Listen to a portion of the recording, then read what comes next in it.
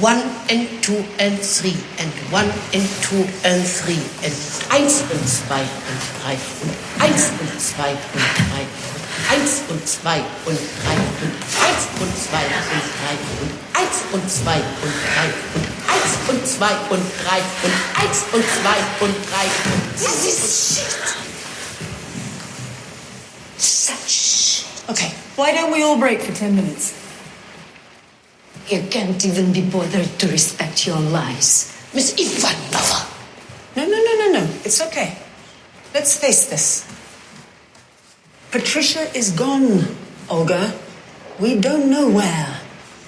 If she's gone into hiding, she wouldn't have told us, would she? She would have told someone. We know that she had dealings with people who are interested in targets. And we know there was another bomb in Kreuzberg last night. She wouldn't do that. She wanted to live her beliefs. Who doesn't admire that? And there's so much to change in the world. If she wants to live in a cellar filling bottles with petrol, that's her choice. And who won't be heartbroken if she's shot by police? You manipulate everything. She didn't trust you because you are hypocrites. Can we take Olga to her room, please, Tanner? No, Miss Tanner. Call Olga a cop. She's had enough.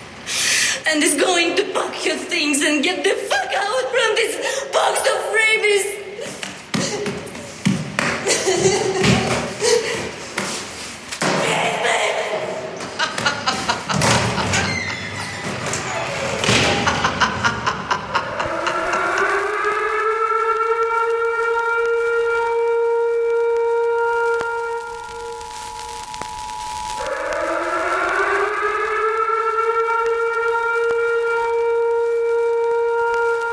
This is the emergency podcast system. This is not a test. Movies are bombing all over the country. They are posing as movies you already know. They may already be in your theaters, your neighbor's home, or even your own. Do not panic. Specialists have been dispatched. They will help you identify these pretenders and defend you against this invasion of the remake. Please stand by for further instructions. Welcome to the Invasion of the Remake podcast. I'm your host, Jason Bishop, and with me today, as always, is Sam Stepanenko. Hello.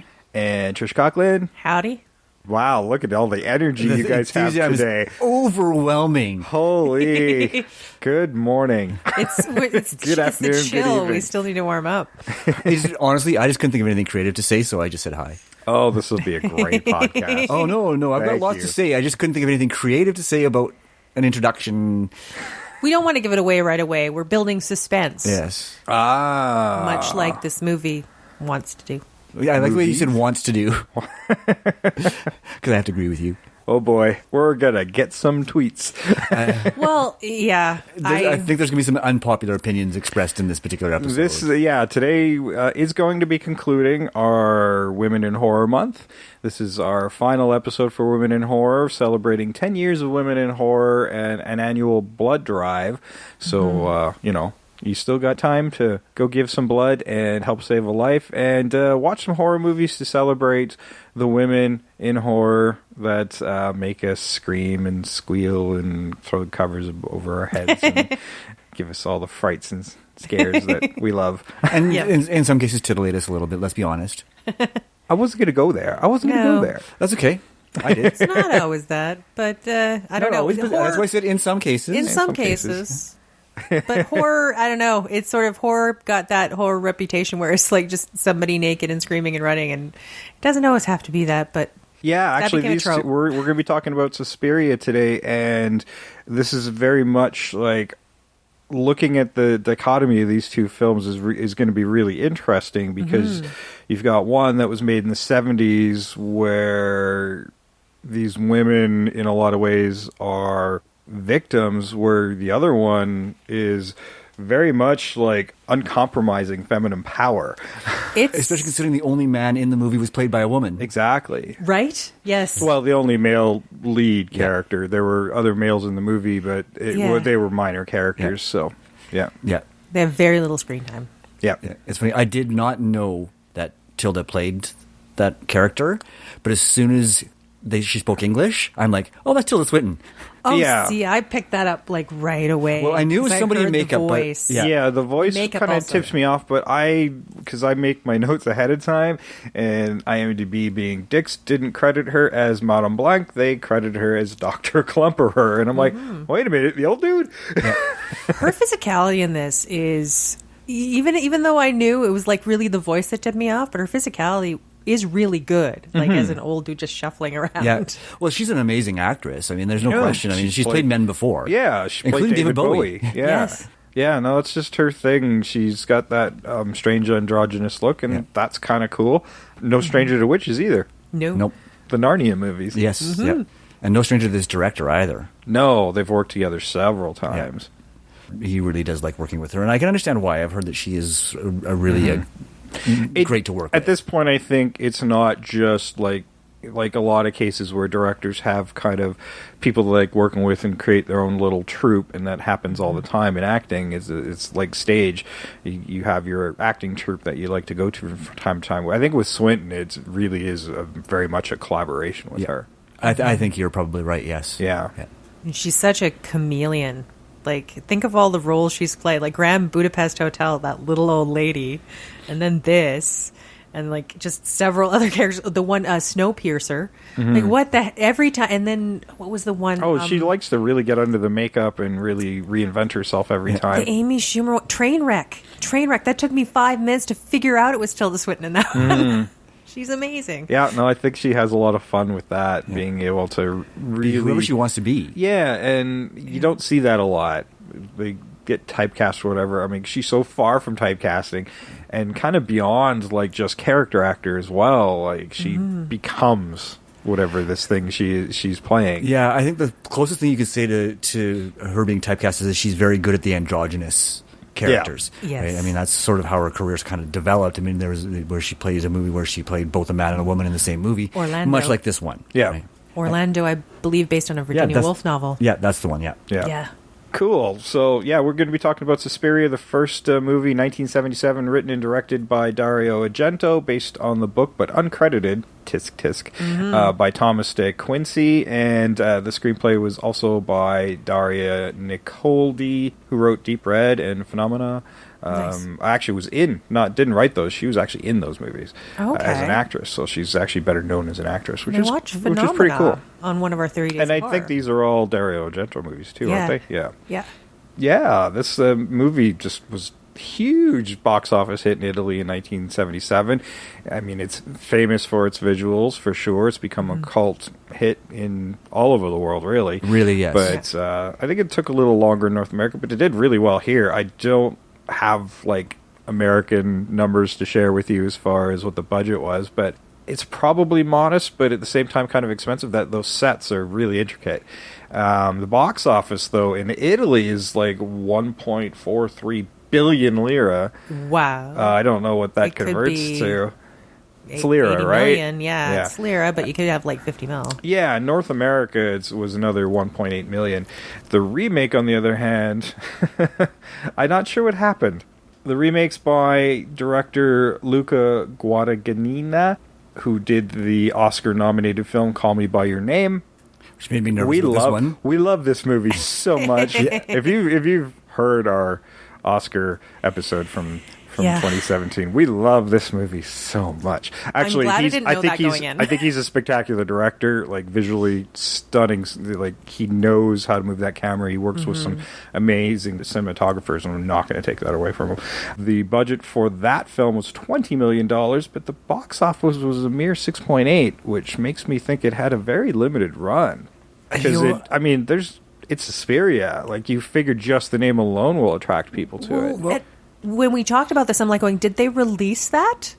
I didn't know. Yeah. Because I'd heard about it and there was all this talk about it and then nothing. Well, It did have a short release here. It did have a release, But it was short. It wasn't that short, but it was shorter than I think they expected, though, because the original is so revered, and whenever you do a remake, you've got these inevitable comparisons, and this movie is so different from the original that people just hated it. Which is a shame, Which is a because shame. I really loved the remake. I really did. This is a case of where we like to celebrate remakes that do it right. Like, why go in and do the same thing that Dario did? You're going to be compared. You know, he deliberately didn't use that extreme color palette, which is so associated with that and giallo movies in general. Yes, and when they use color in the remake, it's so powerful because you're so used to not seeing it, and all of a sudden, boom, there's color. Absolutely. And I mean, and there's a lot to be changed here. I mean, this is something that honors the original by taking its own path as well. I mean, it's almost a full hour longer than the original. The original's like 98 minutes, and the other one clocks in at 152 minutes. Like, it's nearly an hour longer, which initially I was like, why the fuck is this so long? I worried. I watched them in reverse than I normally would. I actually watched the remake first and then the original, because I'm like, wow, there's so much more material here. I think I want to just get it out of the way first. Yeah, and I'm glad I did it the way I did. I'm glad I did it the way I did. I did it the same way you did, where I did that because I mean, I think I've told you this before. Like Suspiria, the original, I know it's so revered, but I've had so much trouble watching it all the time because I have fallen asleep multiple times trying to watch this movie. It's not an easy watch because it's so hard to tell what's going on. My big problem with Suspiria is it takes so much time to paint the canvas and give you these stunning visuals that it forsakes its own plot. Yeah. It does. That's exactly it. The original movie forsakes its own plot, and for those originals. I mean, there's some stuff you can really make some interpretations to, but overall, it's a fairly weak movie as far as plot goes, and I might get some arguments about that, but it is. It's sorry, very I'm going to tell you right there, it is. Beautiful visuals. Beautiful, absolutely beautiful visuals, and sometimes shocking visuals. I'll dispute that a little bit, Jay. I would say it's fairly weak as far as storytelling goes. I think the plot is actually quite solid. Okay, let me amend that. The storytelling, because the script itself is kind of light, and I think it spends more time. Something I actually wrote down specifically describing these movies. The original is this canvas beautifully painted, and then you're stabbed by the other end of the brush. Right. Whereas the remake is this intricate architecture, and it shows you all the building pieces, and it builds into something fairly extraordinary, all these pieces, and it is a very complex movie. It really is, and I mean, I thoroughly enjoyed watching it. I was nervous, to be honest with you, but after having watched the original, I'm going, I can see why people are nervous about a remake of this movie. Sure. The guys who are really revered, and I think that was a case of, because, I mean, it's still well rated. I mean, the original film has a IMDb of 7.5 out of 10 and Rotten Tomatoes score of 93% critic score and 83 audience score, which is a fairly high score, to be honest, for the movie. Yeah. That, in my mind, I always say people get so attached to their originals that they're unrelentingly unwilling to give a remake a shot. And I mean, I get it. Most of the time, you're right. Most of the time, you're right. We agree. But this one, it needed more. This remake fills in a lot of gaps and gives you a lot more to work with. There's context. Yes. There's context. There's none in the original. I'm sorry, there isn't. And I don't know if the two sequels to Suspiria flesh that out more, but Suspiria Remake, you do understand what's happening. I mean, it's not spoon-fed for you, but you do get an idea of what the witches are about. Like, man, was I just rolling my eyes in the original where, like, they're just tormenting people because it gets them money? How? Yeah. Oh. Tell me how. I have a fun thing about that. This brought me up to something where I was like going, well, no, all witches are about like gaining personal wealth. I'm like, oh, hello, Salem witch trials. Women who acquired property somehow were practicing witchcraft at a certain period of time. Like, I'm like, no, you're misinterpreting what you think you know. You're just using what other people had said about it. Yeah. That doesn't make any fucking sense because it was a justification for some fucknuts to steal some women's property. So it didn't make a lot of sense in a lot of ways. I would have maybe had that movie, the underlying thing of witchcraft, is just to kind of hide their nefarious corporate activities. If they were going to go that way, it's silly, but at least it would have made a little bit of sense. Yeah. No, and there's so much that doesn't make sense in the original. Like, I'm sorry, I think I said this when I watched it for 31 Days of Horror, but that room full of wire. Why is there a room full of wire? Yeah, I mean, right. I think that's something That Luca bothered did me. in the original or the remake, where he had these secret rooms. I mean, but they're still like, okay, that was a secret dance studio. Yeah. Like, it made sense. Like, why do you have a room full of razor wire? Yeah. Like, really, why is that there? There's With a window where you can fall down into it. Yeah. There's it's like it was a deliberate and a doorway trap. you just walk into. This is what I felt with a lot of Suspiria, is a lot of it was an excuse to just do something somebody wanted to see. Yeah. Like the barbed wire, I can see somebody's like, okay, we're going to have a scene like this just because I want to see it. Mm-hmm. And the stained glass thing crashing in, just want to see that. There's no reason why stained glass should be in a place where you can just get to out of a bathroom. I felt that same way where she's pulled out of the bathroom to get killed on the rooftop. Like, okay, one, that doesn't make a lot of sense to me. And I don't know the architecture of this building. It does not make sense. And, I mean, the architecture in general doesn't make sense to me. I'm like, whoa, what is happening with this place? I wouldn't want to stay there. No. But right away when I started watching it, I just kept rolling my eyes. I'm like, I'm glad it's pretty. I'm glad it's pretty. Yeah. Like some of the rooms, I'm looking at them and I'm like, they make no sense. No. It really is more of a celebration of the gore and You horror. could watch this just murdering people.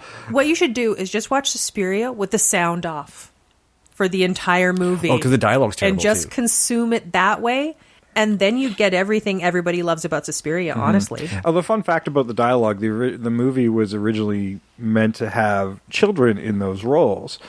And because the movie was so violent, the producers was like saying, hey, this movie is a really violent movie. We probably shouldn't do it with children. Like, we'll never get approved by the ratings board, whatever the Italian ratings board is called. So they didn't make a whole lot of adjustments to the script, which is why a lot of the dialogue feels childlike and simplified, to the point where he was making nods of that as a director, where the doorknobs were so high up on those intricate doors. That's why they were so high up, why everybody had to reach up, is because he still wanted that aspect. So there's this really neat idea of perceived innocence here that I think is kind of fascinating, how that kind of moves into the film. Translate. You're absolutely correct. Like now that as you vocalize it, that does translate, especially with Jessica Harper's character with Sarah. I really like Jessica Harper. I think she's wonderful. Yeah. I loved her in Phantom of the Paradise. I loved her in Shock Treatment, even though it's a shitty movie. She's in one of my all-time favorite comedies ever. She's on Big Man on Campus, and great on that. Yeah. Right. So I like her, and I enjoyed her in this movie. Right. Because when you want to talk about somebody who's conveying innocence, she did a great job.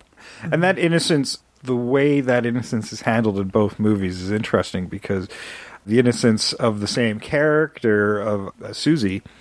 Oh, sorry, Susie, yeah. Yeah, the character of Susie in the remake, she's so innocent she's a blank canvas. And this in both movies, where she's becoming more open to what's happening here. In the first movie, she becomes more quizzical and wants to know the truth and kind of fights against it. Whereas the other one is just open to it, and she's a sponge. She's like, okay. Yeah. she's there to be formed. She's sort of and already molded. formed. She's being birthed, not so much being formed. Yeah. The seed was already in her. It was. I see, and maybe I saw it a little bit differently, but I got the impression that innocence was feigned. So because she already knew why she was there. I don't think so initially, no. And maybe I think I think you're right. The seed was there, but I don't think she quite understood why she was there until midway. Yeah. Like, and possibly, but once the spells were starting to do their thing, and she was being opened up to all of this, the seed basically got watered into whatever it was meant to be. But I firmly believe she was there and chosen to be molded into what they wanted her to believe, the witches wanted her to be, which was this new receptacle for Madame Marcos. See, and that's and like, maybe I saw it differently because the way I saw it, especially as we reached the climax, and I Yeah. by that very first scene that was where she's dancing is because she's an untrained dancer, she's got no training, and she shows up Yes. at the school for no other reason than the. Like the motivation for her to be there suggested to me that she knew what she was to be there for in the first place. See, Right? I'm or she was driven there somehow in the first place. I'm right? going kind of. I see both of what you're getting at. What they allude to it, sort of in flashback, where she just feels this. She's always looking at Berlin. She feels this constant pull for Berlin. She doesn't honestly. I don't think she honestly knows why. Once she gets there, it becomes much clearer. Yes. To her, and through the dance, when she feels like everything kind of come together and that power starts to come part of her, but it's sort of she was pulled there, and it's sort of like she knew she had to be there. The other clue that I got from The it reason too why. is when Tilda Swinton's character, I always mix up the names, is Marcos, right? No, Madame she's Blanc. Madame Blanc. Madame Blanc. Okay, sorry. Marcos doesn't appear till The very end. And Okay, in the I always original get Madame them Blanc, no. Yeah, but when she first touches her to give her that to give her the energy and stuff like that, and her hands glow, she just looks down and smiles. She doesn't respond because it's visible, right? So she's aware of what's going on already. Right? You know, I don't think kinda, so. But her lack of reaction, aside from the smile, and that's something I think that's going to be fun talking about these movies in general. Is there's so much open to interpretation for both of these films, and we're going to let you make up your own mind with the trailer for 1977. Roses are red, violets are blue, but the iris is the flower that will mean the end of it.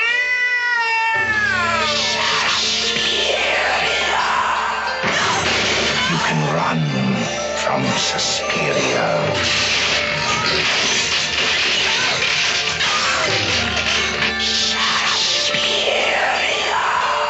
You can hide from Suspiria.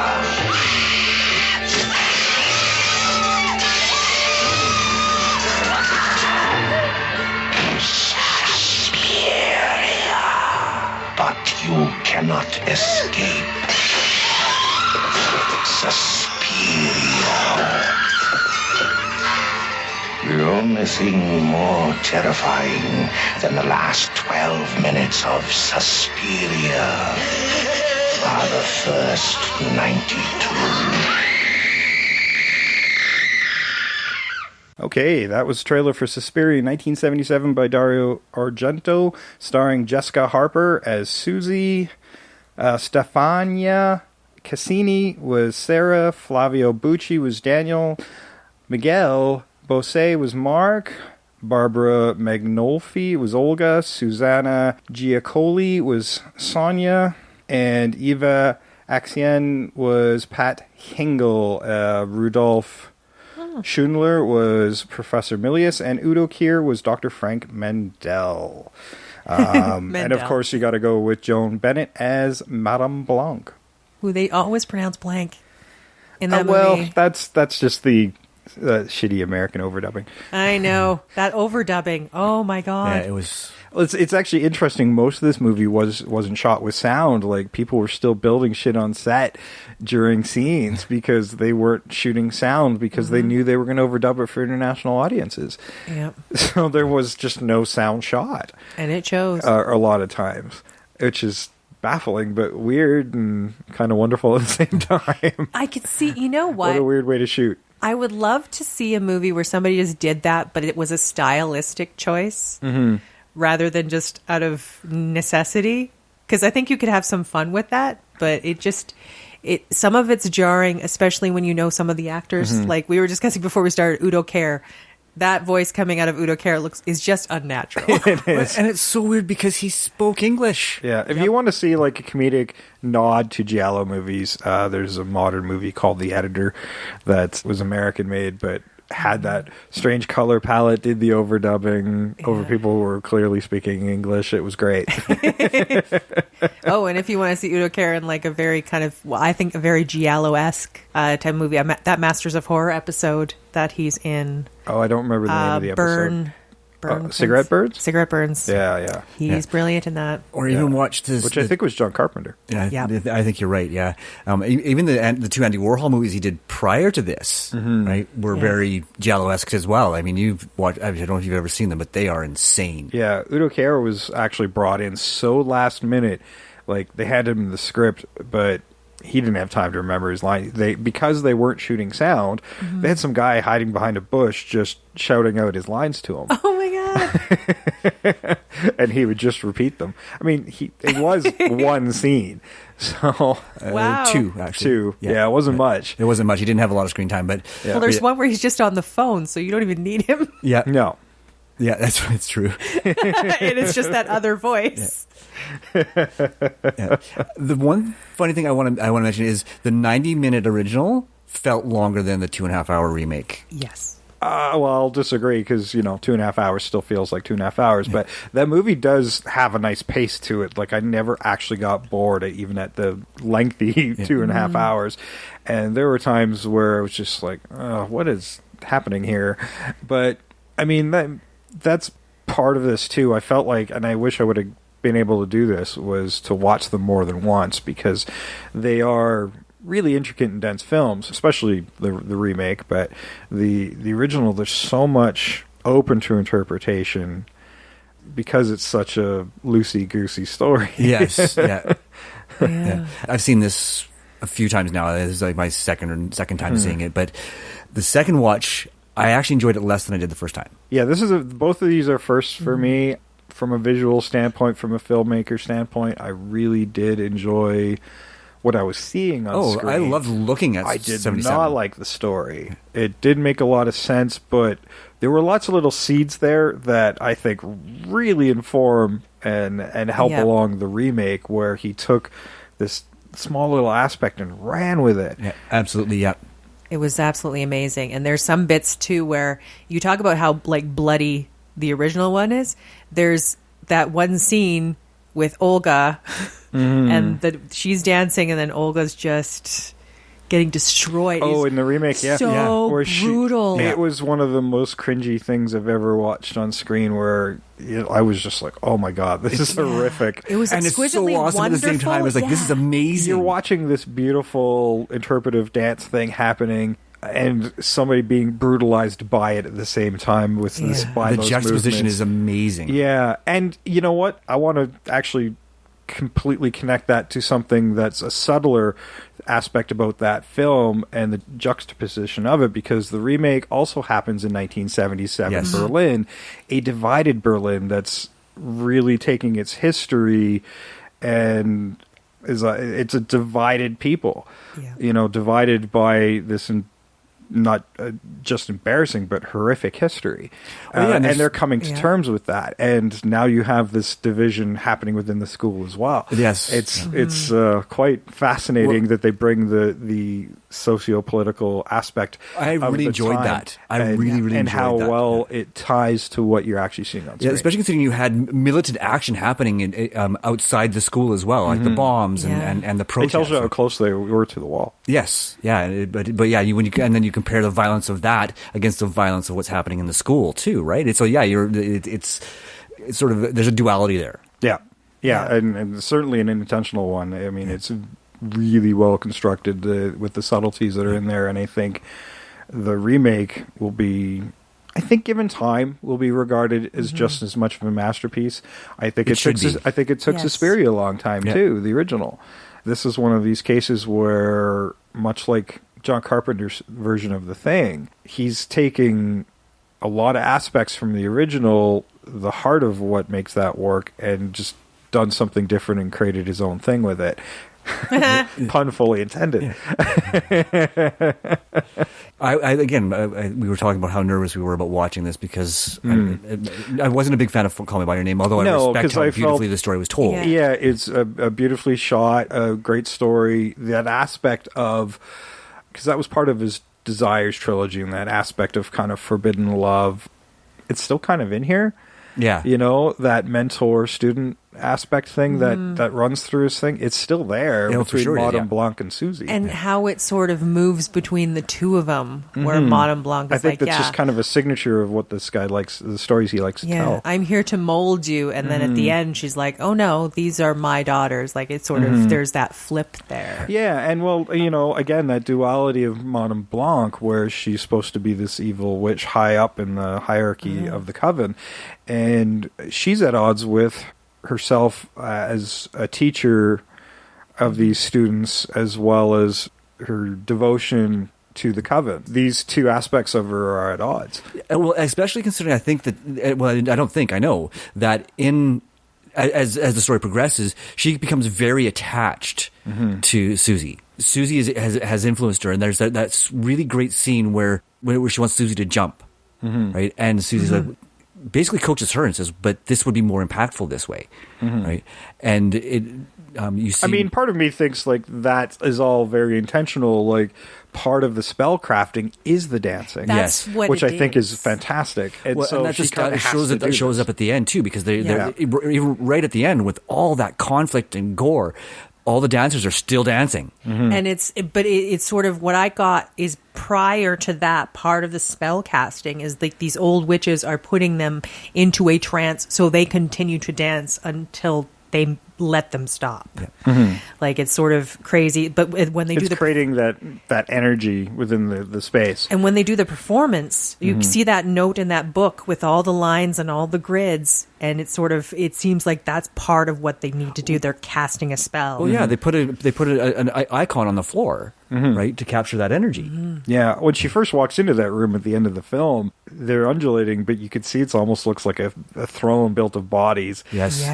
It was quite fascinating. That whole end scene was just stunning in terms of every piece of it was stunning. And that's the thing, like, Luca had to try to come up with some new visuals to compete with that Technicolor process, that 3-film split process that he was doing in the original film, and come up with something visually stylish on his own. Like, yes, that was a ballet studio in the original, but we didn't see a lot of ballet. Yeah. Right? Yeah. So there's something he can move into that. Like, there's that rich color palette in the original. He deliberately chooses a much cooler color palette for his to indicate the winter of Germany at the time. Yeah, post-war Berlin, even though it's 30 years later, it's still it's still affected. Yeah, right? yeah. They're both using tones to create mood, and Dario Argento really relies on music and color palette to create mood, and some of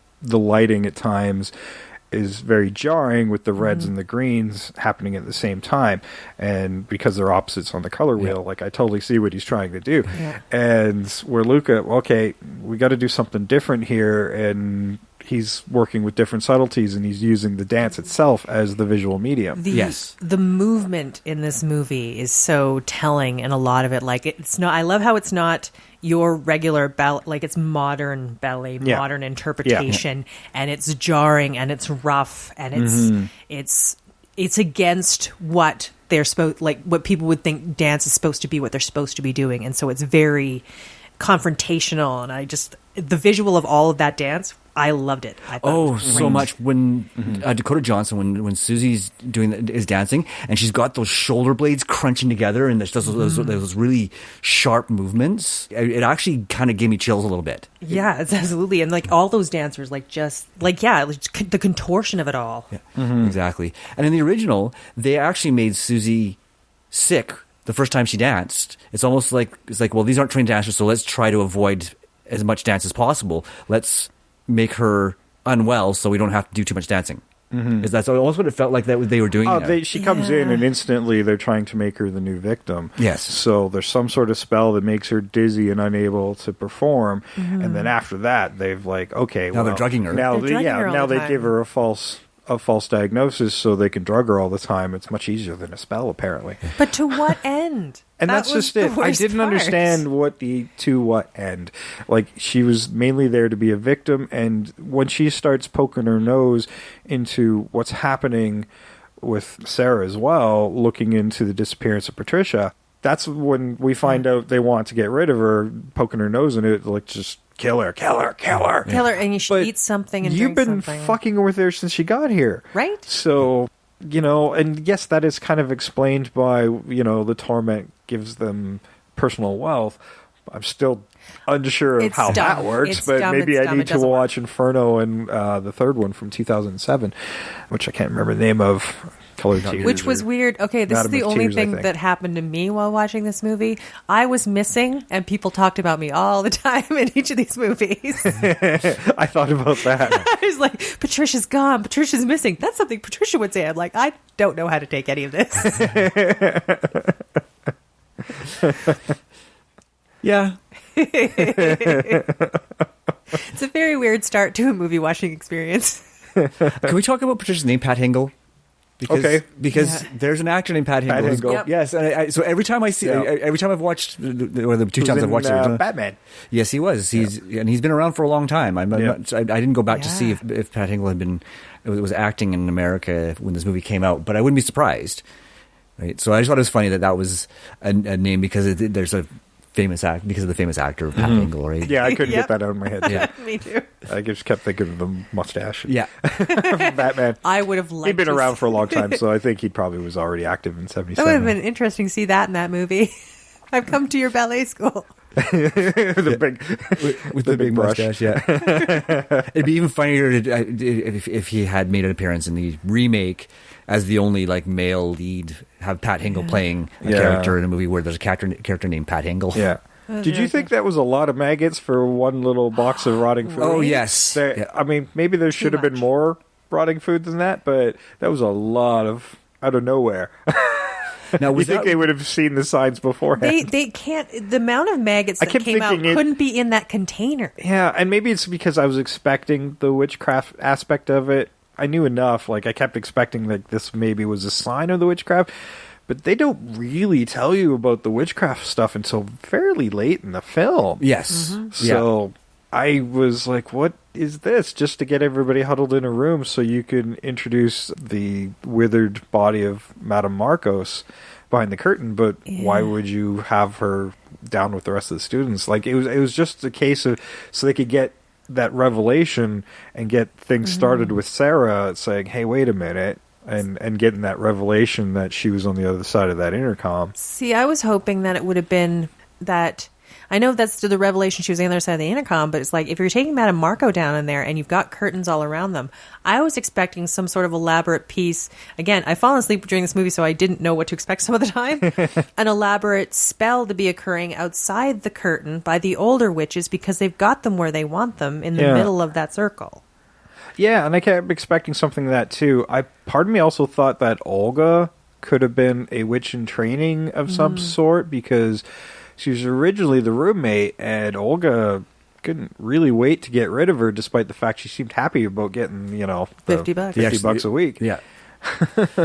Well, and Olga, they introduce her, they establish her as a character, and Yeah. then she just really becomes not much of a character for the rest of the She movie. gets dropped, She yeah. gets dropped. Disappears. Yeah, and that's one of those things that's always bugged me is you introduce a character and then you don't do anything with Yeah, them. especially somebody who feels like she's a little more elite within the school, one of the more power players among the students. Well, yeah, and she's like a third-year student versus a Yeah. first year, so she's been around for a while. She knows she knows that there's something going on there. There's no question she knows there's something going on Yeah. there, but they never take advantage of that in the original. Yeah. Actually, I don't want to call it a school so much as an academy because they do make the point of saying, we assume you can dance already. Yes, they do. Yeah. And I think they added that after Yeah.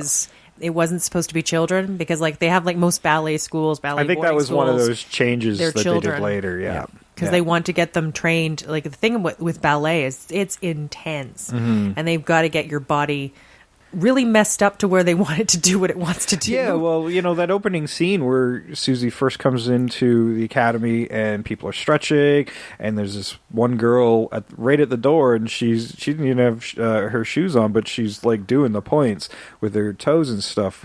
There's still some impressive stuff that you see within dancers that these girls are doing, despite the fact we don't see a lot of ballet within the film. No, and I think that at least some of the dancers were actual dancers. Oh, I'm absolutely positive, and certainly in the remake, everybody was very well trained. Yes. You can't do just point if you don't without have any training. experience.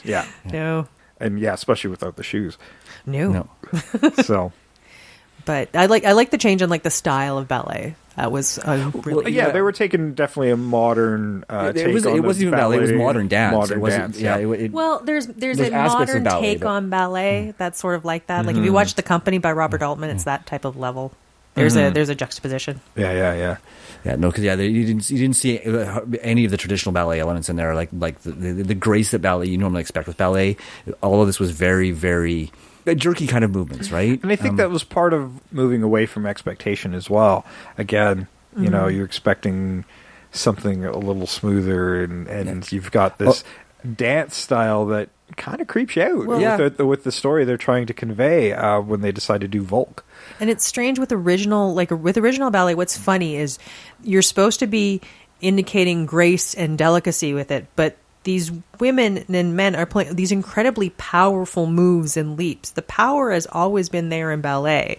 So it's sort of like, I think this one embraces like just the power aspect of it, which is kind of what they want to do because it's just different. Yeah, and it works visually and as far as the story goes as well, because it allowed Dakota Johnson to perform without having to know. Like, I mean, she studied ballet to get ready for the role. 2 years she studied. Yes, right. So she definitely took the time to at least get competent enough to look like she knew what she was doing, because she did know what she was doing. But the form of dance also allowed for that lack of lifelong training that most ballet dancers have, right? So it gave her the ability to look experienced without having to require to have a lot of experience. And so it worked really well in the way that they told the story and allowing the lead to look like she should look in this movie. Yeah, it's pretty amazing. Yeah, again, the dance, like I want to watch that full performance. I want to go to a place and watch it.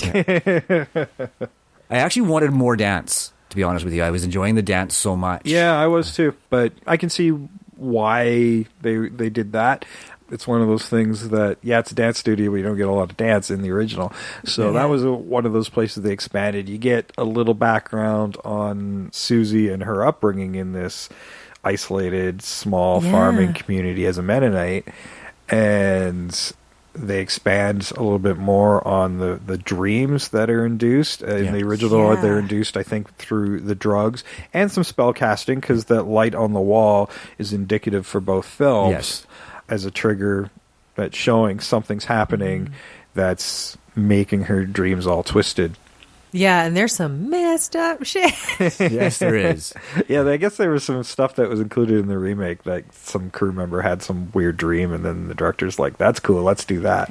And it was funny. Watch Suspiria, and then the night after, pay attention to your dreams, because there's some of it where I'm like, I'm not sure if what I thought was in the movie or whether my dream was just something my mind came up with after watching this movie.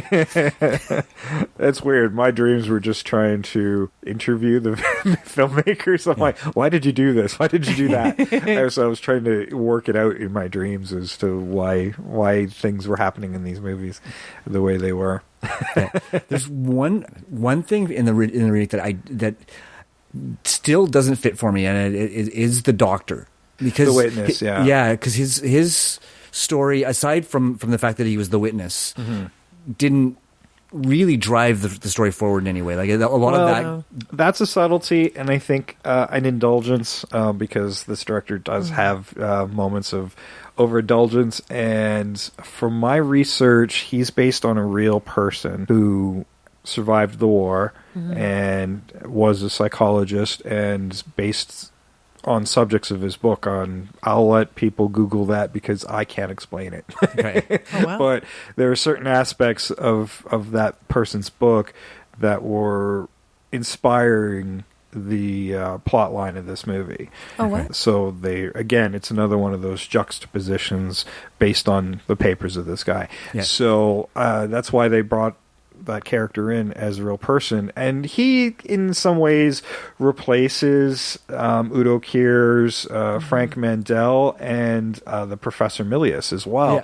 He's there to combine the knowledge that's conveyed from both those characters, And and there was no point in making it two separate people. No, it in the wasn't. original film. There's that key point there where he explains the three mothers, right? Yeah. Like that seemed that was and being the witness were his purpose. Yeah, and right? I think that's what the real life Klemperer was also doing, was trying to associate some psychological patterns to supernatural beliefs.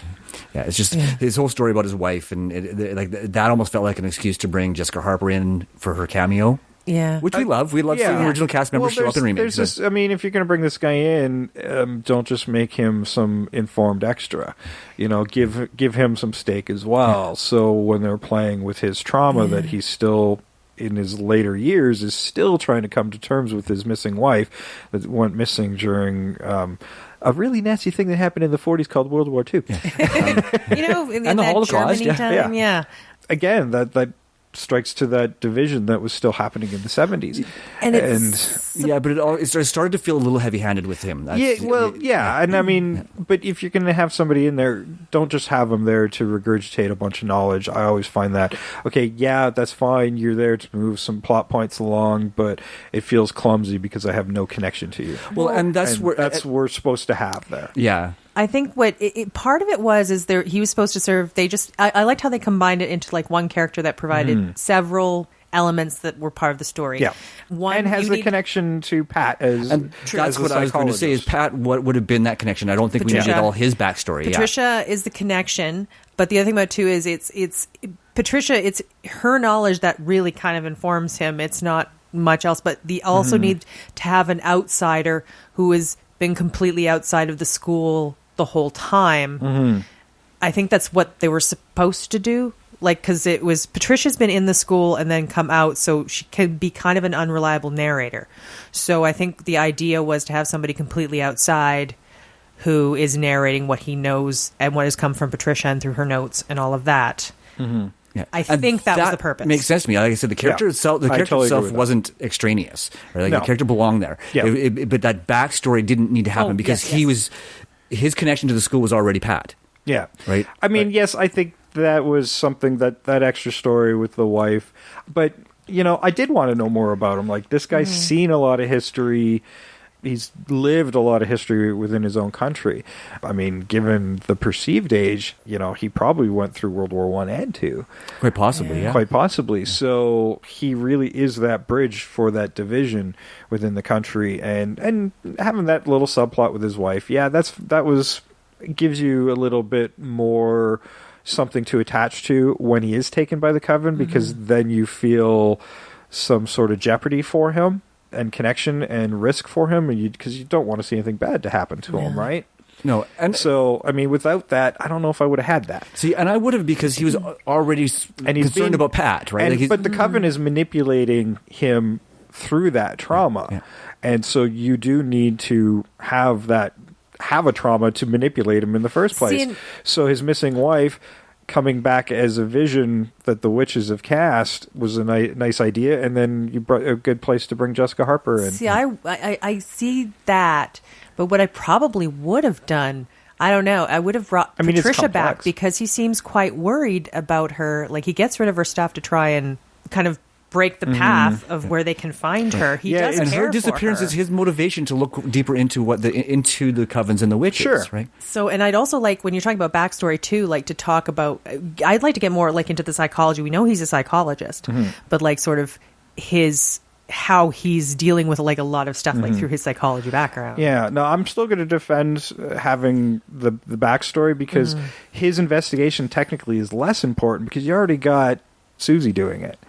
Yeah. So, or Susie and Sarah doing it. Sarah's the one doing it. I like the switch that Sarah's the one who's more interested in finding out. Like Sarah in the original sort of does, but she falls off the radar really quick. Well, not really. She drives most of it. Susie just kind of picks up the pieces when Sarah goes missing. Yeah. So in this case, not until she finds that note. Not until she finds a note. So it's actually Susie who comes in fairly late in the game to kind of continue on, especially when her new friend has gone missing. Whereas Sarah pretty much stays the protagonist throughout the film. Can we talk about when Sarah finds the room and she finds the people in the room? Yes, but after we listen to the trailer. Okay, thank you.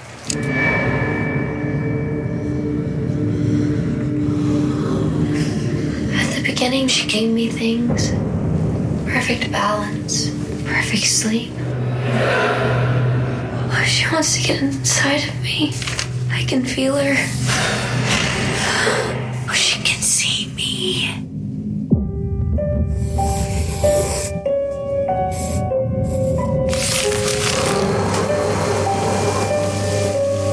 When you dance the dance of another, you make yourself in the image of its creator.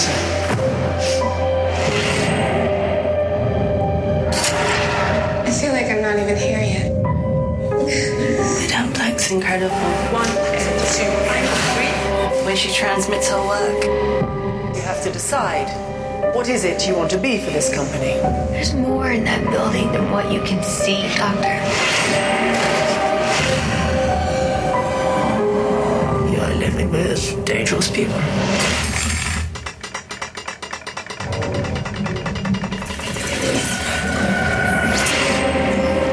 Three mothers, pre-God, pre-devil. Mother Tenebrarum, Mother Lacrimarum, and Mother Suspiriorum. Darkness, tears, and sighs.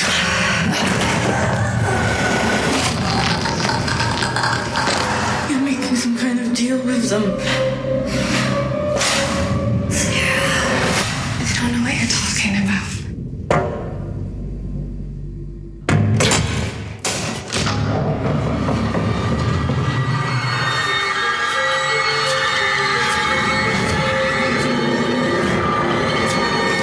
It's all a mess. The one out there.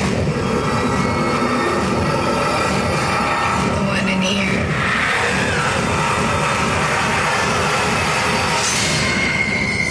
The one that's coming.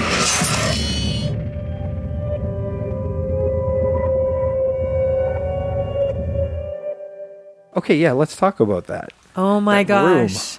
Oh, what to say? Okay, she finds like the initial room while snooping around because she counts the footsteps and finds like the secret rooms, and also listening at the doorway. Like when you look at the two doors, Which is a like, lot of fun. That was pretty ingenious. yeah. Well, and it's funny when you think about it, you're like, the doorway's over here, the doorway's over here. My room is only so big. There's some space here that doesn't make any sense. And then she goes down, she finds all these things, like the porcelain faces, like the production design in that area is great.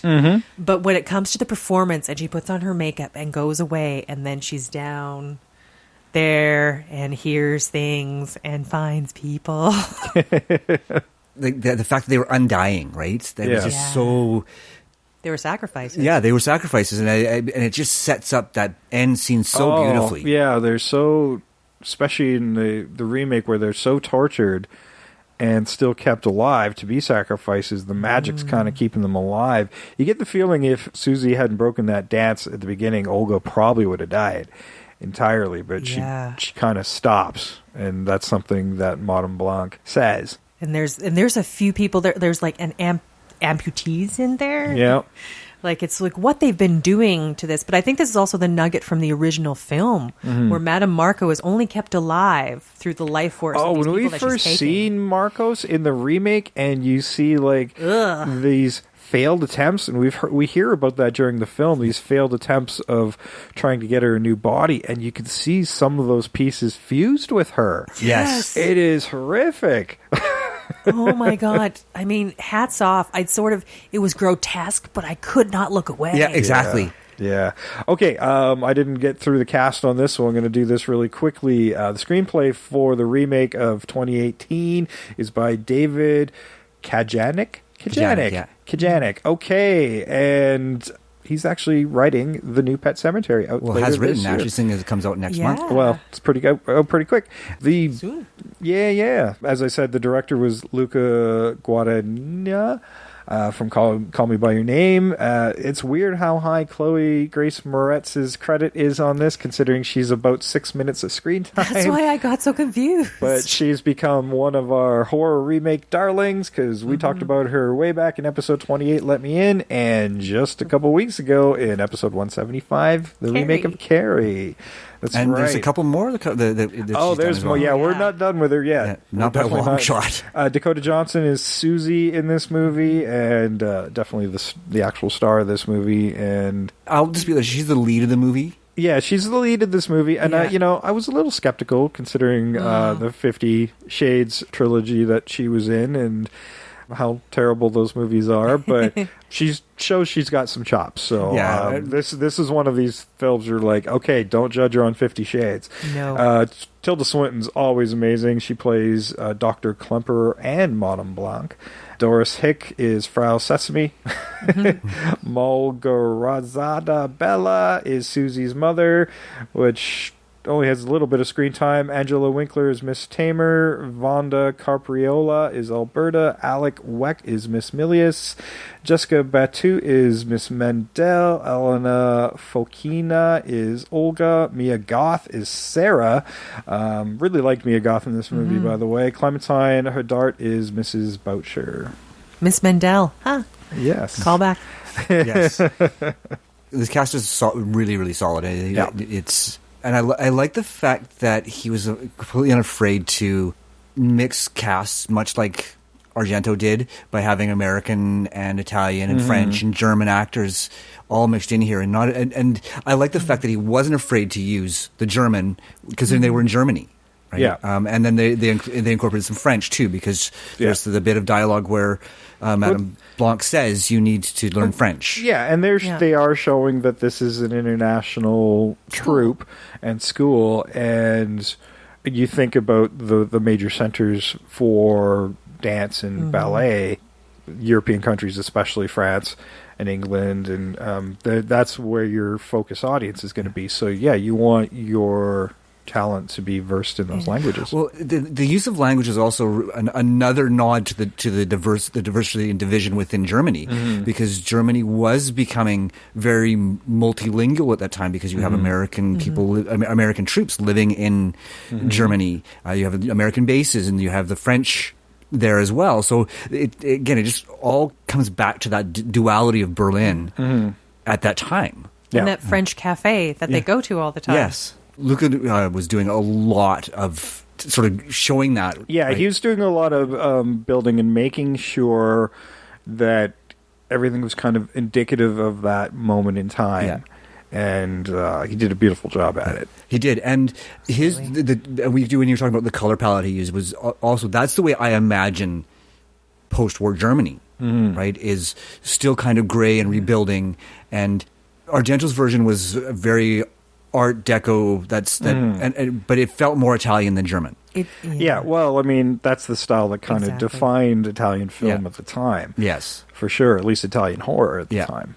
And see, that's every time I watch Suspiria, I always think it's Italy, and I do not think it's anywhere else. Yeah. Because of that architecture, because the way it looks, because of all the bright colors. They certainly weren't shooting in Berlin. No. I think a lot of it was shot in Munich. But the color palette is as well, when you talk about that kind of faded color palette, that also just reminds me of the 70s. I don't know why.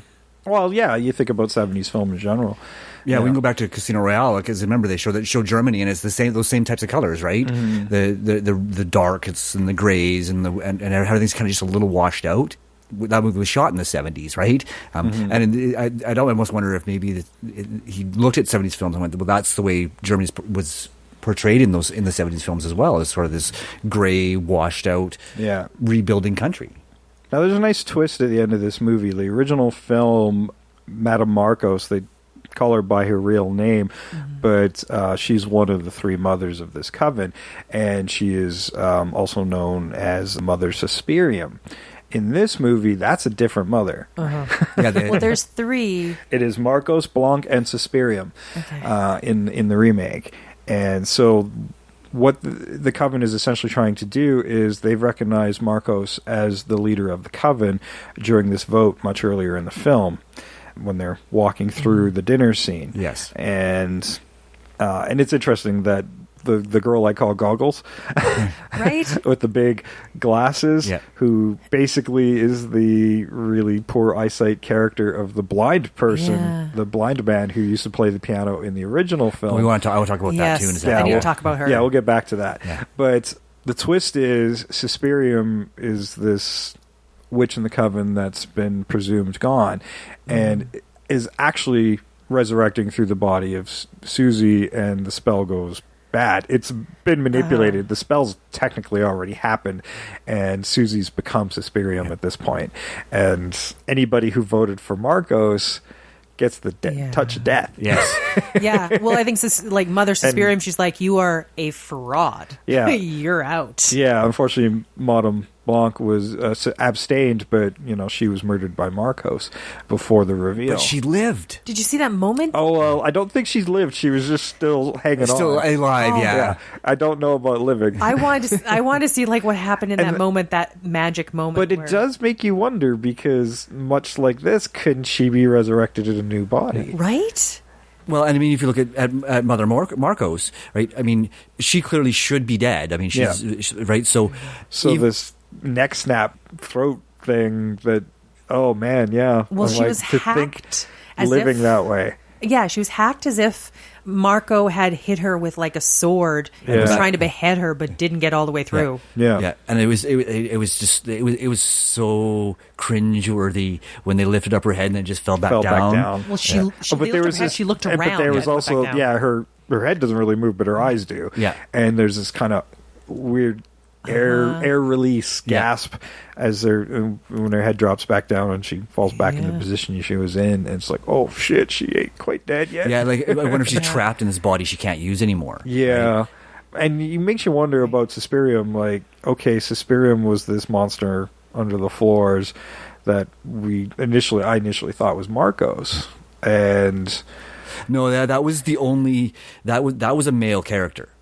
Because there's that moment where she's dancing, and there's that sexual moment between Susie. That was not male character. That was Suspirium. That was Suspirium, but you don't have to assume that sex has to be a male character. Sorry, that's fair enough. Yeah, fair enough. But no, there's this feeling the power underneath the floors that I think is making that connection. She is the original founder of that school. So, and it's an awakening. Like this whole thing. There's an awakening, and there's a sexuality it awakens that power. to it. Yeah, absolutely. There's no question there's sexuality about it. Yeah, but that was absolutely Suspirium. No question. Unless you're Sam.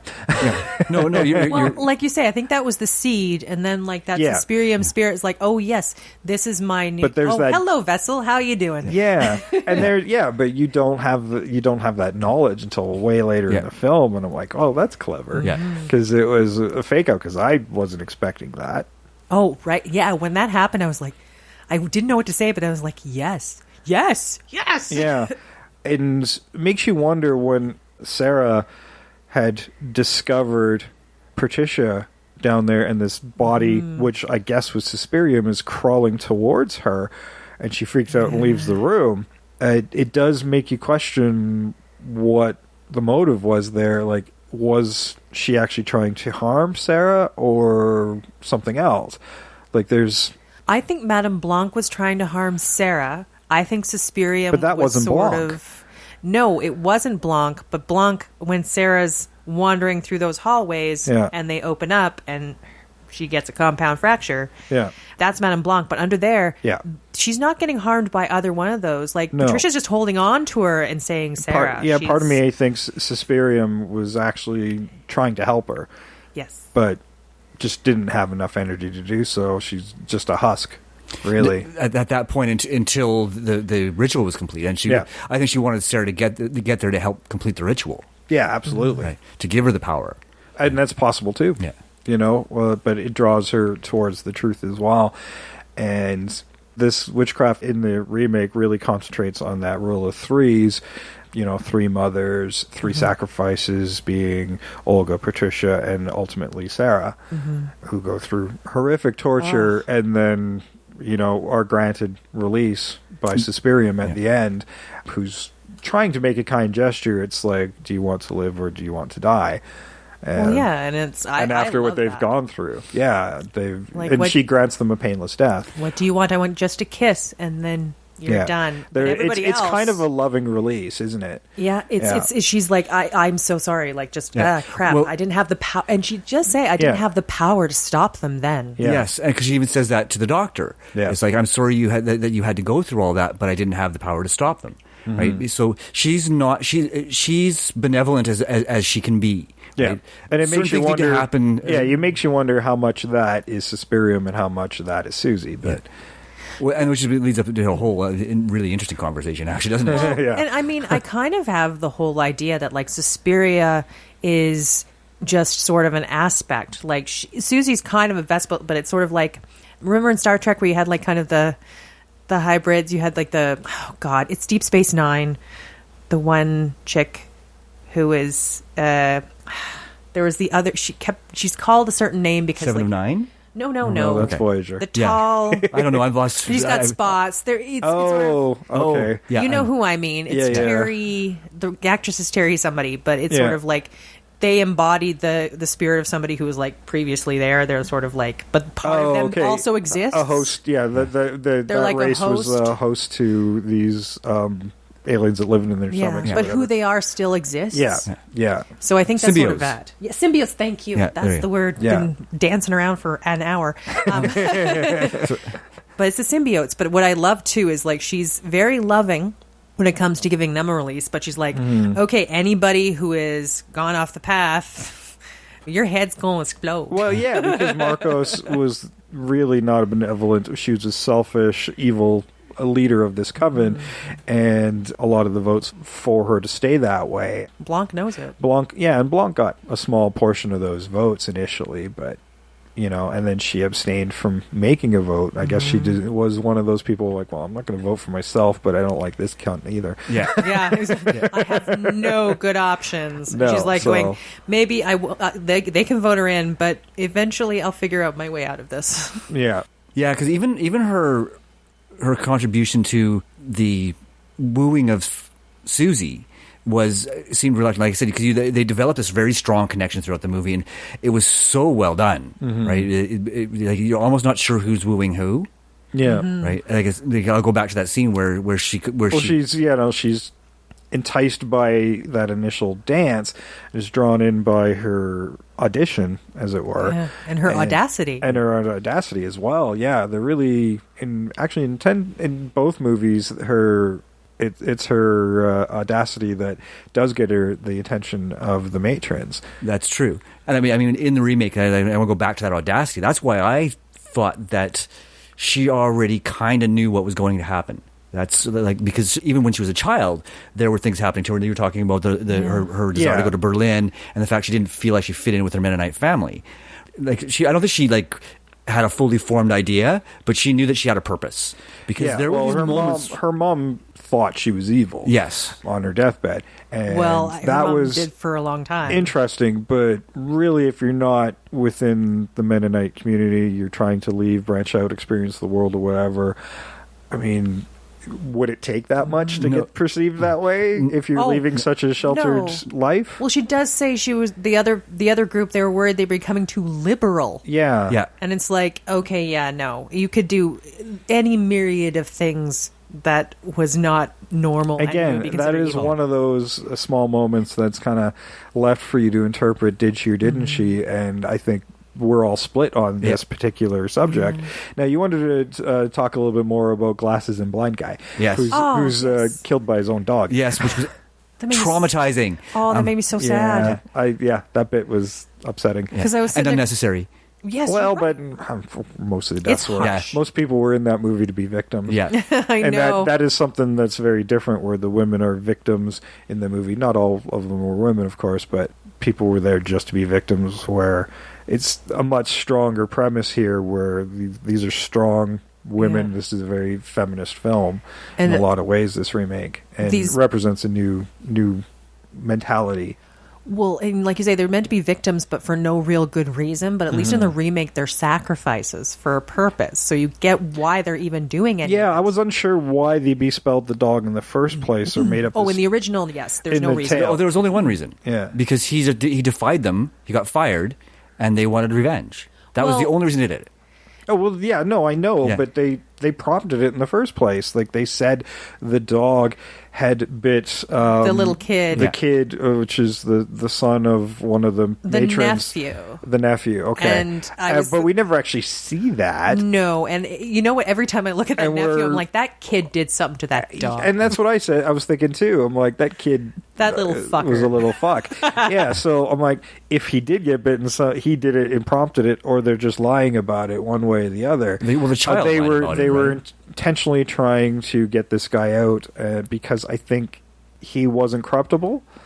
Maybe, yeah. I mean, blind to what's going on, but friendly to the students as well. And that is kind of also shown in the remake, where you could see she's depressed even during the vote. Like, she's really upset about what's happened to this coven. And it's a quiet thing that happens kind of in the background. We don't hear her speak of it. You just kind of see it on her face and her movements. Because I don't think she has any dialogue. No, she doesn't. But then she slits her own throat later. And it's like, whoa, boy, you are really upset about what's happening here. That was the only way out for her. Not just that. When she slits her own throat, like, the whole point of, like, having a coven, you need a certain amount of members. By slitting her own throat, she put them down a member and cost them power. Right. So that was the one thing she knew she could do. But also, when you're talking about, like, she's just not happy, because what happens to Olga, you see her and she's she knows exactly what's going on, and she's tormented by it. So it sort of seems like this whole time she's watching all this happen. Yeah. And that's how she feels. She's like, okay, you know what? I think this is the only way I can cost you any power at all, and maybe fuck up your shit, is to slit my own throat. Yeah, it's quite possible, absolutely. Yeah, and I mean, that's the beauty of the remake too, is they leave just enough to open to interpretation, so you can sort of infer how you want to infer it, right? Is because you don't really know what her motivation was. You can suspect, and you can infer from her actions and from her physical reactions to things, but because there's no dialogue for her, it's like, well, what really did motivate her to do it? Yeah, right? We don't know what's going on in her head. Yeah, could it be Mother Marcos who's kind of who's subtly forcing her to do it, and quite possibly because if she didn't vote for Marcos, she's now on the side of the enemy, and therefore she's a liability, right? Yeah. I would have loved something about that in the epilogue. That's all I would have wanted. Because I actually liked her, even though she had no dialogue. I wanted to see more from her. She was so compelling without any dialogue. There was that weird little post-credit thing that I was like, Oh, I didn't say post credits. I just thought the epilogue. Well, portion. no, there was. Yeah, it's about midway. It's a midway credit thing. It's near the end of the credits. Actually, I didn't stay watching. Yeah, it's not much. It's just kind of she's looking straight into the camera, kind of does something and walks off, and like, I'm not sure what that's about, but okay, it makes you feel like the story's not done. But there are 3 movies for the original. Guadigo, I can't say his name either. He really likes trilogies because he's already done the Desires trilogy. Yeah. I really hope, despite the low box office on this thing, that he continues with it. Hopefully, some of that will be recouped down the road. But this is a really strong remake. It is, and unfortunately, Argento hated it. Did he really? Yes, he did. It's funny because he was such an advocate for Luca at the time. Yeah. But he said that the finished product did not reflect the spirit of the original. It shouldn't. It should be your own thing, and you'd think he'd get behind something like that. But he was quite adamant that he did not approve of the remake at all. That's unfortunate because, it is unfortunate, but I'm sorry, dude. Your original, to be honest, in my mind, a strong movie. I really like the remake, and I think it's a superior product. I have to agree with you. It's a more powerful movie. I felt more viscerally engaged in this movie than the other one. And I certainly don't have the nostalgic attachment to it that a lot of our audiences that is going to disagree with me about the film. But please don't come at me if you haven't seen the remake. Yeah, at least watch it. It's really unique. Yeah, I think so too. I mean, it's certainly worth sitting down and watching. If you don't like it, you don't like it. At least you gave it a go. As we've attested, none of us like Call Me By Your Name. Yeah. But we're not disputing that it isn't beautifully shot. There's some problems with it. He's a hell of a director, and at times is overindulgent, and that does show in this film. It does, yes. But in Call Me By Your Name, I felt I couldn't get behind some of the motivations. In this movie, I kind of got most of what was going on. And like we're saying, full disclosure, some of the subtitling wasn't working, so my very basic level of like kind of snippets of German and snippets of French, that's what was carrying me through some of those parts. Because they're talking about, we have to do something about the girl, and Patricia is missing, and we have this girl, and that's what I got. Yeah, thankfully my PlayStation subtitles were way better. Yeah. But the way they acted, I'm like, I know what's going on. So it's even good that way. Yeah. Yeah. I mean, even talking about it, like, I'm excited. I was excited to talk about it after I'd just seen one of the movies. And it was interesting because I'm like, like I said, I watched the remake first and then the original later, mainly because it was just so long. And I'm like thinking, I want my weekend. Yeah. I hear you. So I watched it earlier in the week, and by the time I was done, I'm like, okay, I'm hoping the original's this good, because this is something else. And visually speaking, and I think most people will agree with this, that the visuals in that film are stunning. Yes. But unfortunately, I don't think it always ties together into a cohesive narrative. No, so the plot is interesting. The visuals are amazing, especially considering they still pretty much hold up, considering how old it is. But the storytelling is where it fell apart. Yeah, and I'm glad Luca didn't feel like he needed to be beholden to the original visuals, the color palettes, the maggots, these famous scenes, like the room with razor wire, these things that are nonsensical. No, he did exactly what we say remakes need to be. He took the original movie and then did something unique with it. And made it his own thing. Like, I mean, there's a number, in Suspiria, it seems to me, like, you know how we talk about some movies feel like sketches? There is a number of sketches in that first one. The remake feels like a whole narrative, and I'm not. Like, even though they say it's this act, this act, this act, it feels like a complete story. Yeah. And not out of place in any way. Yeah, I agree. Yeah, I was the chapter breaks kind of bugged me, to be honest. They weren't necessary. No. Yeah. But they were they not in the original as well? I don't know. No, they weren't. But they helped me keep a timeline, actually, at a certain point. I'm like going, okay, so how much time has passed? But even then I'm like going, oh, wait, I'm at 5 already? All right. And I'm like, but what's happening now? Yeah. It depended. But then we got the epilogue. I really enjoyed having just that little bit at the end. Just, I don't know why. I really liked that. Well, I liked it because I definitely liked the epilogue. At first I was like, but then I'm like, no, you know what? I do like it, because one of the things that kind of bugged me about the end of the 77 one is that 77 or that 70s trope of buildings falling in pits kind of thing, right? Where because we just saw it in Carrie, right? Yeah, why did the building decide to start collapsing when did it set on fire? Marcos's death?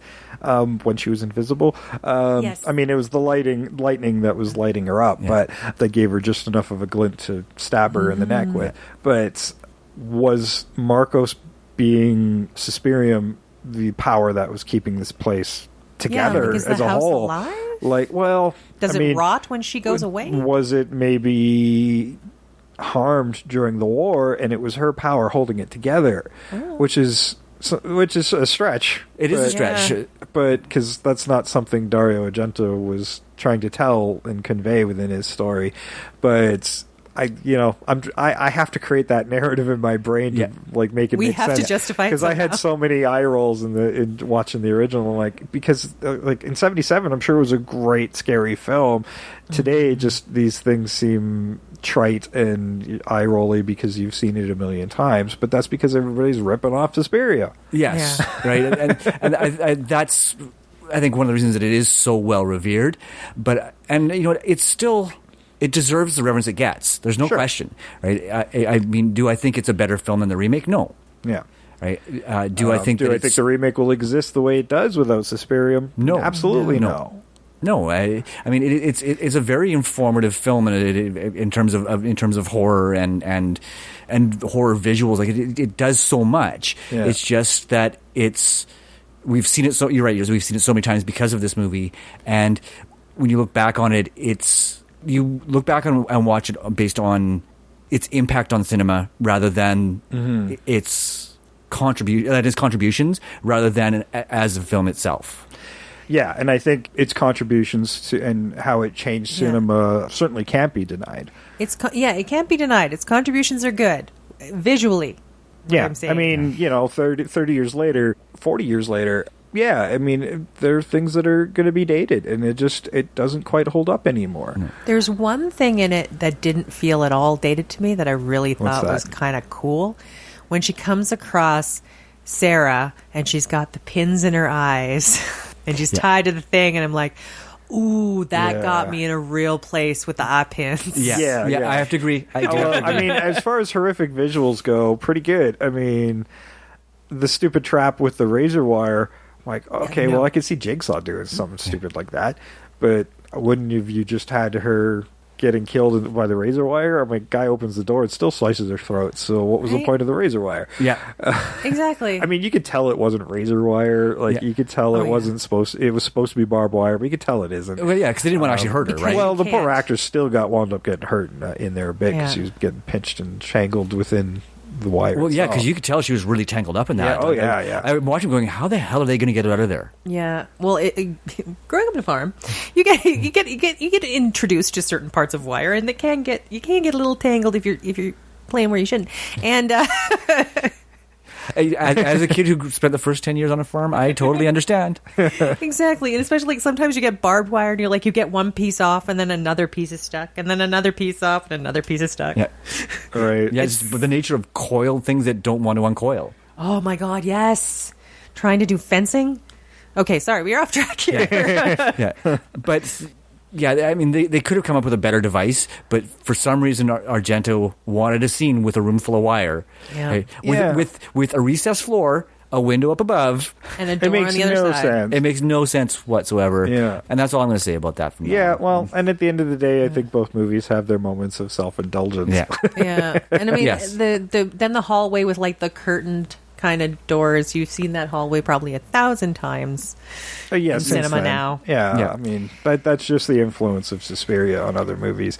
Tonally, it's very, very good at creating its tone. At times, I thought the Goblin soundtrack was almost intrusive because it's so overpowering and jarring. But the way he uses it sometimes, where, especially at the airport, doors open, music, doors closed, nothing, doors open, music. So you know she's coming off the plane and entering something mysterious and mystical and fantastic. I thought there was a problem with something I was watching. And I thought that was a brilliant device. They were using the music cues to hint at something more. And they do that really, he does it really well throughout the entire movie. And I love the Goblin soundtrack. It's fantastic. I did not find, and I love Tom York, but I did not find his soundtrack anywhere near as effective as Goblin's. No, I think that is that almost everybody in Radiohead now that's gone into film scoring. I got to say the music I wasn't so impressed with in the remake either. But I mean, inevitably, when you're comparing it to that Goblin soundtrack, which was probably one of the most famous soundtracks ever. Yeah. Right? Yeah. Right. I mean, and even when you're as accomplished and prolific as Tom York, I don't think you're ever going to capture that same thing that Goblin did. But I like the fact, I think part of the reason I kind of enjoyed it is Tom York. Again, his isn't so intrusive, and they also do mention this in the movie. They're like, I prefer dance without music. Like, he's not, I don't think he's trying to be intrusive, and I kind of appreciated that. He does a great job of creating mood. Don't get me wrong; it's still a great soundtrack. You know, it's ultimately it's not his choice where that music cues are going. but I He's mean- told where those music cues are going. No, but I mean, it's even what he composes isn't. Yeah, I think it's subtler and it doesn't invoke as much of the same mood. It doesn't stand out as much as the original soundtrack does. But sometimes that's modern filmmaking. The music's there to fill void, and you're not supposed to notice as much as you do within the original film. Is the scoring bad? No, I thought the songs. I did not like the songs that they were singing, that they would sometimes break into. I think it was mainly at the beginning and at the end, but I didn't like the music at all as far as the ones with dialogue. What I was wondering, actually, I'm going to ask you this: would you say maybe the reason the Goblin soundtrack sort of goes with that Suspiria movie as opposed to like this one, which is ultimately more sedate, is because the way Suspiria is built and all the colors and all the richness of it, it's a more hysterical movie and therefore requires a more hysterical soundtrack. But Dario was very much part of that scoring. You know, he worked with Goblin on every step, and I'm sure Luca to some extent also did, but I don't know if he's got this similar music background. And Dario, in a lot of ways, is like John Carpenter, where he just Yes. did everything. Yeah. So, like, his involvement don't know his is music. more indicative within that score with Goblin. Could you imagine John Carpenter's music over Suspiria? I don't think it would be all that different. I to think be it would be honest. cool. Yeah. I want to see that. You know, I can totally imagine that, because they are kind of contemporaries Right. in the medium, despite being on two parts of the world. They had similar approaches. I mean, I think Dario is definitely more artistic in his approaches, but ultimately, I think they're very similar type of filmmakers. That would be fun. Yeah, and I mean, when you consider, they were coming up around the same time, right? They were the masters of horror in opposite hemispheres. Yeah. And as you said, and John Carpenter wound up doing his nod to Dario with cigarette burns in the Masters it. of Horror. Both of them have worked on that series. So. Yeah. Giallo itself has largely informed a lot of movies. I mean, ultimately, I think I want to watch Inferno and that third one from 2007 just to figure out where the rest of this trilogy... maybe fill in the rest of the story, maybe what we were missing from Suspiria. Yeah. But that said, I want to see more from Luca. If he never does another remake of a Dario movie, I'd still like to see his hand at horror, because he does it so well. He's good. Like, and considering the type of original horror we're getting right now, he gave us something unique and more of his interpretation on the plot points of the original rather than a full-on remake, and that's great. Brilliant. That's the way it should be. That's the way we want to tell more filmmakers to be bolder with that. Yeah, and this is a textbook example of what we've been talking about for the last 3.5 years. Is when you're doing a remake, if you have to do one, this is how one should be done. Yeah, Yeah. You Take know, those nuggets, make them clear, like expand on them, do something with them. Yeah. And honestly, if people are judging this harshly, I urge you, watch the scene when you see. I'm not even going to tell you what. Just maybe Google what happens to Olga, and you tell me God. that isn't horrifying and that isn't wonderfully and great I think and that is terrifying. is going to be one of the most memorable moments in modern horror cinema. It is something to behold. It is one of those most amazing and horrific yet beautiful horror scenes I've ever seen in any movie. The cutaways back and forth, and the sheer visceralness of what's happening to Olga.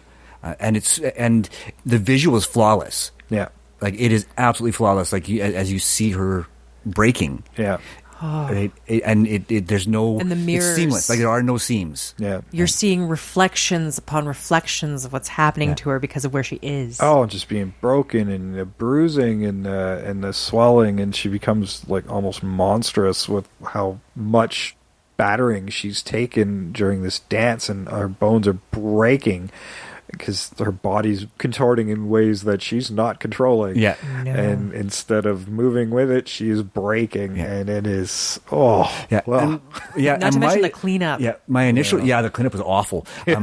My initial reaction is like, still alive. yeah. Yeah. Right? Well, that's the way that and that's their MO, right? Is we'll break you, but we're not going to kill you yet. Yeah. Right? Maybe never. Yeah. Right. But my first initial reaction to that scene is like, oh, they brought the supernatural in so quickly, the magic in so quickly. Yeah. But it was perfect. My response to it changed almost instantaneously. It's like, oh, they brought that in really fast, and I was like, oh, I see why. Yeah. Right? Yeah, and I think where Suspirium was being awoken by the beautiful movements and that power of the magic that Susie was doing in her dance, I think Marcos was feeding on the pain. Yes. Yeah. And the suffering. Again, we're back to that duality that's present through the whole film. Yeah, yeah. A masterful film in both regards. My personal opinion is I like the remake more. That's going to fire off people, but that's fine. I have the right to my opinion, and you have the right to yours. We're not saying Dario didn't create a masterpiece. I think it is a visually stunning film that narratively doesn't hold up. But yeah, as you said, throw it on silent, and it's a good moving painting on your television. It absolutely is. Absolutely. It's you cannot deny its beauty. Yeah. You cannot. It's what I call a model of a movie. Yeah. You You don't hear Yeah. it speak, you just look at it. And I hope Dario takes another shot at it and, don't see it through his eyes. And I was kind of hoping he would like it because it's so different from his. And so many of these original filmmakers don't want their stuff to be remade because they don't want to just see a rehashing of their ideas. And then when somebody comes along and does do something unique, they also get shit on for it. I'm like, that bothers me. Do you wonder if part of why he didn't like it was because when we were talking earlier how they made him make that change to like an older group of women as opposed to children? Well, and maybe he was you hoping he could, like, Luca could go a bit rougher and make them young? Well, and I get the feeling maybe, because his third film in that trilogy was 2007. Wow. So 30 years between the first and the third movie. Yeah, so maybe he's just not done with it. Maybe it's just still in his head and he's still too attached to it. And I don't know. I mean, he certainly has a right not to like it. Oh, yeah. I don't like Call Me By Your Name. I mean, it's a beautiful movie. Yeah. Just don't like it. So I get it. It's certainly your right not to like things. And it's certainly our audience's right to agree or disagree with us. And we want that from you. So I think this is one of those great divisive movies that's going to create a lot of discussion. And division and duality is throughout this and is going to continue to be a part of these movies as time moves on. And For sure. Bring down that wall. if we want to learn about anything about this movie, walls, maybe we shouldn't have them. Maybe we shouldn't. I'm not sure what I'm referencing there. Well, No national emergency about that, is none there? whatsoever. Yeah. Well, there was one that they built a long time ago, but eventually people just ripped it down. Funny how that works too. Yeah, because walls It has an divide expiry date, unity. people. All right, well, I think that is Suspiria, and what a wild trip that one was. Yeah, and I just want to say, it is okay to like them both. Absolutely, you can like them both. It's fine. And we're most certainly not hating on the original. Yeah, we just really liked the let remake. nostalgia make you hate on people who like the remake, because that is fine too. That is part of why remakes are done, is to introduce these great old concepts to new audiences that might not be receptive to watching an older movie. Technology changes, approach to filmmaking changes, and the language therefore also changes, and the language that an audience digests changes. So I think he did a great job modernizing it. This makes up for me not liking Call Me By Your Name. And I will probably rewatch this down the road. It is one of those movies, like I said, I wanted to watch it a couple of times just to take it all in. Because I guarantee there's stuff that you didn't notice the first time. Absolutely stuff that you missed. And it's yeah, like I urge people to watch this. I mean, what a pleasure. I was so delighted when I got through that first one. I was like, holy cow. And a great way to wrap up Women in Horror, because that whole cast of the remake, major cast, it's on an entirely female ensemble cast, and a great way to wrap up Women in Horror and 10 years of Women in Horror. You can support Women in Horror by going to your local blood bank, American Red Cross, Canadian Blood Services, and donate some blood to help save a life. You can also follow all the other specials for Women in Horror that are going on and all sorts of other podcasts and other events through several hashtags, WIHMX for Women in Horror on Twitter, and of course our community of podcasters through All the Horror, hashtag All the Horror, and at All the Horror 18 on Twitter.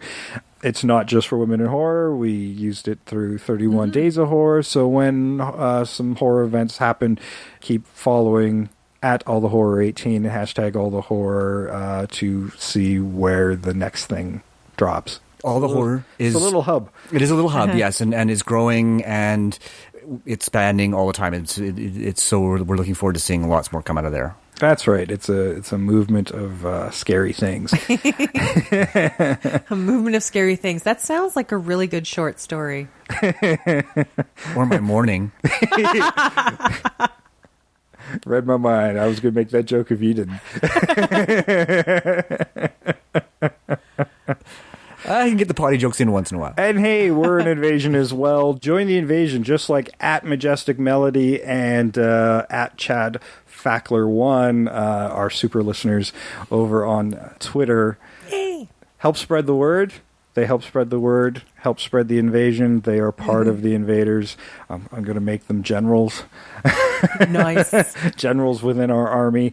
And you can be part of the invasion by following us at Invasion Remake on Twitter, Invasion the Remake on Facebook and Instagram, and Invasion the Remake at gmail.com. You can send us your questions, suggestions, your comments, and fan challenges to any of those places, and we're always looking forward to our next challenge. Mm-hmm. Yes, we are. Yeah, absolutely. We like challenges. There's some stuff that we've had come in, and we're looking at possibly doing them. Mm-hmm.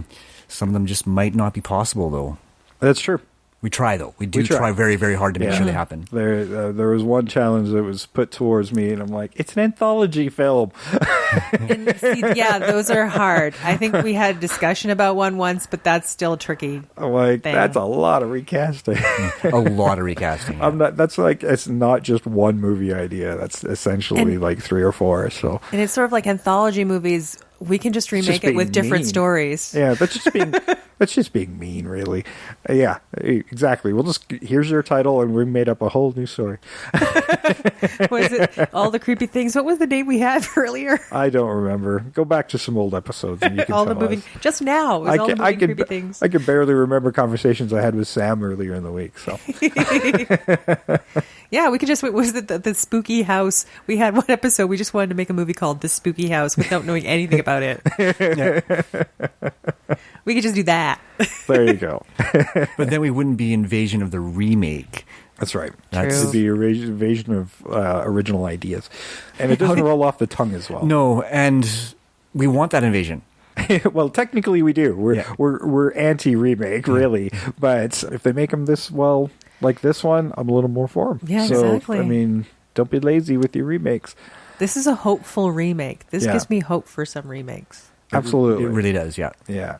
Next week is my birthday pick. Uh-huh. So I'm going to come up with something a little different, a little original, like I always do. I always try to make the birthday pick something fun. But, join us next week for my birthday pick, and get your friends' earballs on the show by telling them where to find it. iTunes, Stitcher, Google Play Music. We get paid if you listen to us on Radio Public, so there. And just search us out. We're on a ton of different platforms. Those are just the major ones. We're even on frickin' YouTube. So, yeah, join us there as well. Those episodes drop every Thursday on YouTube and every Tuesday on your favorite podcast apps. All right, so, yeah, spread the invasion, and while you're in those places, don't forget to give us a 5-star rating and a short review. And if you're viewing us on YouTube, make sure you hit that subscribe button and ring that bell for notifications. Ding, ding, ding. Ding. Ding. Dong. Done. Dong. Ding dong done. Dong. You got to really go with it. Dong. Yeah, let it well, that's what the dong is. It's the low part of the bell, right? Why am I doing the dog? Actually, out of so you need a low-hanging dong? That's you saw where I was going with that. I did indeed. And I'm the one doing the dog. What happened here? So he's got the low-hanging dong that you do? I have the low dog. I did the low dong. She did do the low dong. Dong. So, is there something you want to tell me? We're equal opportunity here. We're equal opportunity. Just because I don't have one doesn't mean I can't do a low dong. One more time. Dong. She can definitely do a low dong. And with that, I'm Jason. I am always Sam. And I continue to be Trish. With a low dong. We are out of here.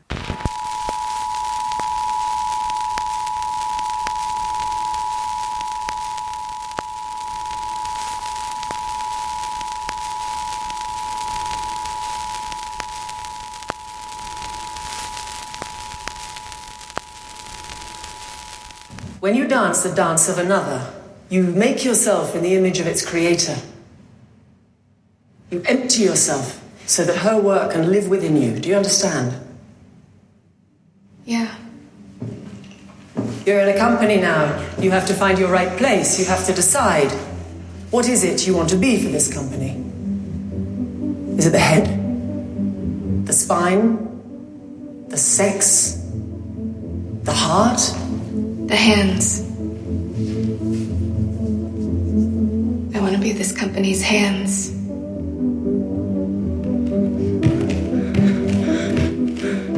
higher, higher, higher, higher, higher, higher, higher, higher, higher, higher, higher.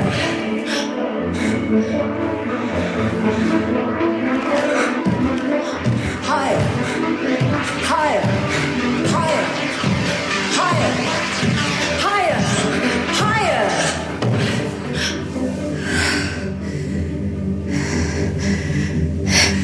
Sometimes I only need to be told twice.